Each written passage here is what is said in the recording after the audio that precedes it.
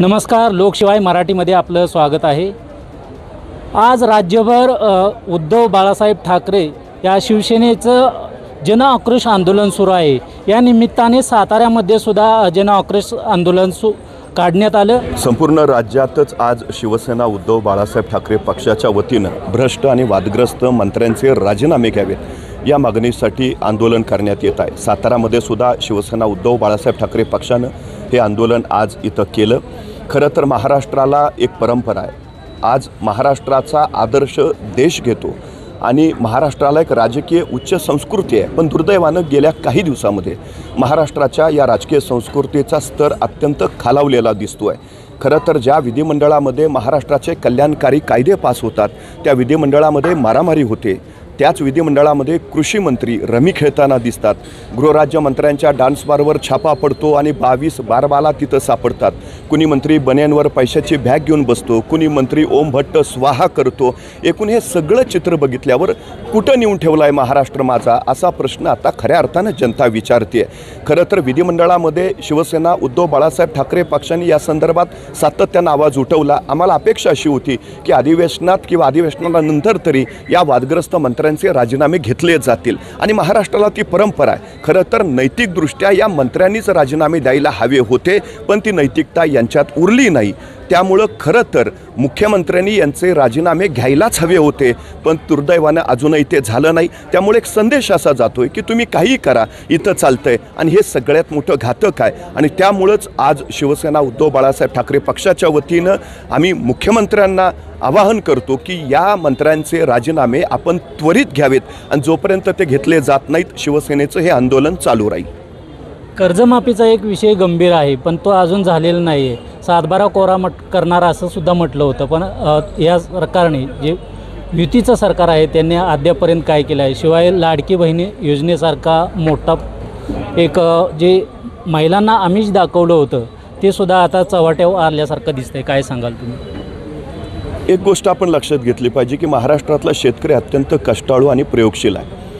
महाराष्ट्राच्या आर्थिक विकासामध्ये शेतकऱ्यांचा प्रचंड मोठा वाटा आहे, पण जगाचा पोशिंदा असलेला हा शेतकरी आता स्वतःच अत्यंत अडचणीत सापडला आहे। त्याची अवस्था आत्ताची प्रचंड मोठी बिकट आहे। खरं तर गेल्या 10 वर्षामध्ये खतांचे दर वाढले। म्हणजे तुम्ही जर विचार केला तर 2013 साली DAPचा दर 560 रुपये होता, आज DAP 1900 रुपयावर गेली आहे। 2013 साली पेट्रोल डिझेलचा दर काय होता, म्हणजे या सगळ्या गोष्टी पडल्या तर आज ती अवस्था काय आहे? म्हणजे एकूण सगळा जर आपण विचार केला, उद्धवजी ठाकरे मुख्यमंत्री होते त्यावेळी सोयाबीनला 11,000 रुपये भाव होता, आज सोयाबीनचा भाव काय आहे? अवघ्या 4,000वर येऊन तो ठेपलाय। म्हणजे इतर सगळ्या गोष्टींचे भाव वाढले, पण शेतकऱ्याच्या पिकाचे हमी भाव मात्र वाढलेले नाहीत। त्यामुळे एकीकडे त्याचा उत्पादन खर्च प्रचंड मोठा वाढत चालला आहे आणि दुसरीकडे त्याच्या हातात उत्पन्न मात्र अत्यंत कमी येत आहे। त्यामुळे ही दरी इतकी वाढती आहे की शेतकऱ्याला सातत्यानं कर्ज काढावं लागतं आहे। त्यामुळे त्याच्या डोक्यावर कर्जाचं ओझं प्रचंड वाढलेलं आहे आणि अशा वेळी या शेतकऱ्यांना जर दिलासा द्यायचा असेल, हा जगाचा पोशिंदा ठामपणे उभा करायचा असेल तर कर्जमुक्ती करणं हे अत्यंत गरजेचं आहे। आणि खरं तर या सरकारनं निवडणुकीच्या अगोदर असं सांगितलं होतं की आम्ही सत्तेत आल्यावर शेतकऱ्यांचा 7/12 कोरा करू, पण हे सत्तेत आले आणि यांचं आश्वासन हवेमध्ये पूर्णपणे विरून गेलं। अद्याप शेतकऱ्यांची कर्जमुक्ती करण्याचं कुठलंही आश्वासन वचन किंवा तशी हालचाल या सरकारकडनं दिसत नाही। ही सगळ्यात मोठी गोष्ट आहे। आज आपण महाराष्ट्राच्या शेतकऱ्यांची परिस्थिती बघितली तर गेल्या वर्षभरामध्ये 2706 शेतकऱ्यांनी आत्महत्या केल्यात, तर गेल्या 6 महिन्यात या 25मध्ये जवळपास 763 शेतकऱ्यांच्या आत्महत्या झाल्यात। महाराष्ट्राच्या आत्महत्यांचा सरासरी आकडा काढला तर रोज सरासरी 8 शेतकरी आत्महत्या करतायत, पण तरीही या सरकारला पाझर फुटत नाही। ही सगळ्यात मोठी शोकांतिका आहे। त्यामुळे शिवसेना उद्धव बाळासाहेब ठाकरे पक्ष या गोष्टीवर सातत्यानं आग्रही आहे। 19ला आदरणीय उद्धवजी ठाकरेंनी निवडणुकीमध्ये वचन दिलं होतं की आम्ही सत्तेत आलो तर शेतकऱ्यांचा 7/12 कोरा करू आणि मंत्रिमंडळाच्या पहिल्याच बैठकीमध्ये त्यांनी शेतकऱ्यांचा 7/12 कोरा केला, शेतकऱ्यांना दिलासा दिला। पण आज नैसर्गिक संकटाने एकीकडे शेतकरी ग्रस्त आहे, दुसरीकडे उत्पादन खर्च आणि उत्पन्न याच्यातली वाढती दरी याच्यामध्ये अक्षरशः शेतकरी हवालदिल झाला आहे।